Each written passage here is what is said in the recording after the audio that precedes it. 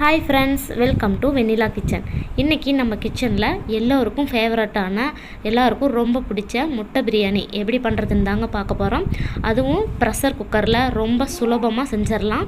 வாங்க இந்த முட்டை பிரியாணி எப்படி செய்யலான்னு பார்க்கலாம். வீடியோக்குள்ளே போகிறதுக்கு முன்னாடி மறக்காமல் வெண்ணிலா கிச்சனுக்கு சப்ஸ்கிரைப் பண்ணிடுங்க. அப்படியே பக்கத்தில் இருக்கிற பெல் ஐக்கானையும் கிளிக் பண்ணிடுங்க. வாங்க வீடியோக்குள்ளே போகலாம். ஃபஸ்ட்டு இந்த ரெசிபி பண்ணுறதுக்கு ஒரு குக்கரை ஹீட் பண்ணிக்கோங்க. ஹீட் ஆனதுக்கப்புறம் 3 டேபிள் ஸ்பூன் அளவுக்கு எண்ணெய் ஊற்றிடலாம். ஊற்றிட்டு இது கூடயே 2 டேபிள் ஸ்பூன் அளவுக்கு நெய் சேர்த்துடலாம். நெய் சேர்த்திங்கன்னா பிரியாணி ரொம்ப வாசனையாக டேஸ்ட்டாக இருக்குங்க. அதனால் நான் 2 டேபிள் ஸ்பூன் அளவுக்கு நெய் சேர்த்துருக்கிறேன். எண்ணெய் நல்லா ஹீட் ஆனதும் ஸ்பைசிக்காக கொஞ்சமாக பிரியாணி இலை, பட்டை, லவங்கம், ஏலக்காய், மராட்டி மொக்கு, அன்னாசிப்பூ, கல்பாசி எல்லாத்தையும் உள்ளே சேர்த்துடலாங்க. சேர்த்துட்டு எல்லாத்தையும் நல்லா மிக்ஸ் பண்ணி விடுங்க. 2 பெரிய வெங்காயம் நீல வாக்கில் கட் பண்ணி வச்சுருக்கிறேங்க. இதையும் உள்ளே நம்ம சேர்த்துடலாம். சேர்த்துட்டு ஒரு வாட்டி நல்லா மிக்ஸ் பண்ணிக்கோங்க. வெங்காயம் எண்ணெயோடு நல்லா பொன்னிறமாக வர வரைக்கும் நல்லா வதக்கிக்கலாம். எப்பயுமே பிரியாணி செய்யும்போது வெங்காயம் நல்லா பொன்னிறமாக வதங்கிடணுங்க. அப்போ தான் டேஸ்ட்டு நல்லாயிருக்கும். நீங்கள் சின்ன வெங்காயம் கூட சேர்த்துக்கலாங்க. சின்ன வெங்காயம் சேர்த்து செய்யும்போது டேஸ்ட்டு இன்னும் ரொம்பவே நல்லா இருக்குங்க. நான் இன்றைக்கி பெரிய வெங்காயம் சேர்த்து தான் செஞ்சுருக்கிறேன். பாருங்கள், வெங்காயம் நல்லா வதங்கிருச்சு. கலரும் பாருங்கள் நல்லா சேஞ்ச் ஆயிடுச்சு. இந்த ஸ்டேஜில் பச்சை மிளகா 3 பச்சை மிளகா சேர்த்துருக்குறேங்க. கட் பண்ணாமல் அப்படியே உள்ளே சேர்த்துருங்க முழுசாக. இது கூடவே 3 டேபிள் ஸ்பூன் அளவுக்கு இஞ்சி பூண்டு பேஸ்ட்டு சேர்த்துடலாங்க. சேர்த்துட்டு ஒரு வாட்டி நல்லா கலந்து விட்டுடலாம். இஞ்சி பூண்டோட பச்சை ஸ்மெல் போகிற வரைக்கும் நல்லா வதக்கிக்கோங்க. இஞ்சி பூண்டோட பச்சை ஸ்மெல் போயிடுச்சிங்க. இப்போ நம்ம கட் பண்ணி வச்சுருக்கிற தக்காளியை ஆட் பண்ணிடலாம்.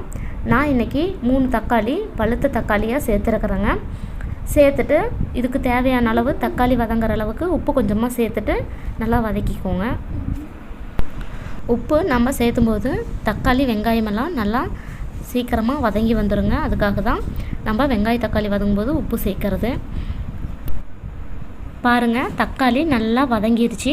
இந்த ஸ்டேஜில் நம்ம இதுக்கு தேவையான மசாலாலாம் உள்ளே சேர்த்துடலாங்க.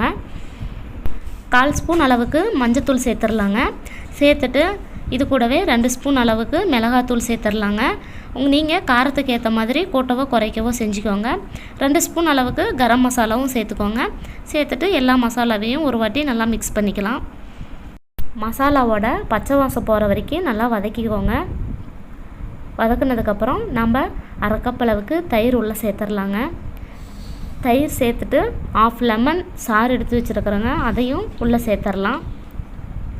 இது கூடவே ஒரு கைப்பிடி அளவுக்கு புதினா கொத்தமல்லியும் சேர்த்துடலாங்க. சேர்த்துட்டு ஒரு வாட்டி நல்லா மிக்ஸ் பண்ணிக்கலாம்.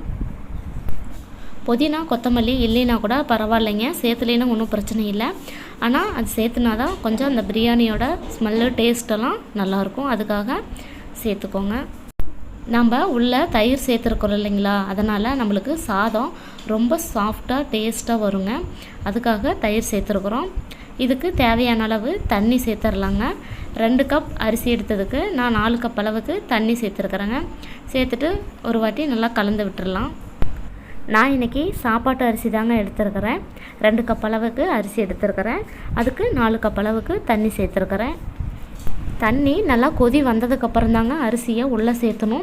நாம் இப்போ தண்ணியெல்லாம் வடிச்சிட்டு அரிசியை உள்ளே சேர்த்துடலாம். நான் இன்றைக்கி 1/2 மணி நேரம் அரிசியை ஊற வச்சுருக்கிறேங்க. அப்போ தான் நம்மளுக்கு சாப்பாடு நல்லா உதிரி உதிரியாக கிடைக்கும். ரொம்ப நேரம் ஊற வச்சிட்டிங்கன்னா அரிசி உடஞ்சிருங்க. அப்புறம் நம்மளுக்கு சாப்பாடு குழஞ்சிரும். 1/2 மணி நேரம் ஊற வச்சா போதும். தண்ணியெல்லாம் வடிச்சிட்டு உள்ளே சேர்த்துடலாம். அரிசியை உள்ளே சேர்த்துட்டு ஒரு வாட்டி நல்லா கலந்து விட்டுடலாம்.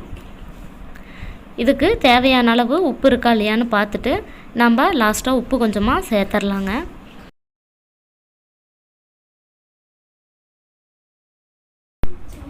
பிரியாணிக்கு உப்பு கொஞ்சம் கம்மியாக இருக்குங்க. அதனால் நான் கொஞ்சமாக உப்பு சேர்த்துட்றேன்.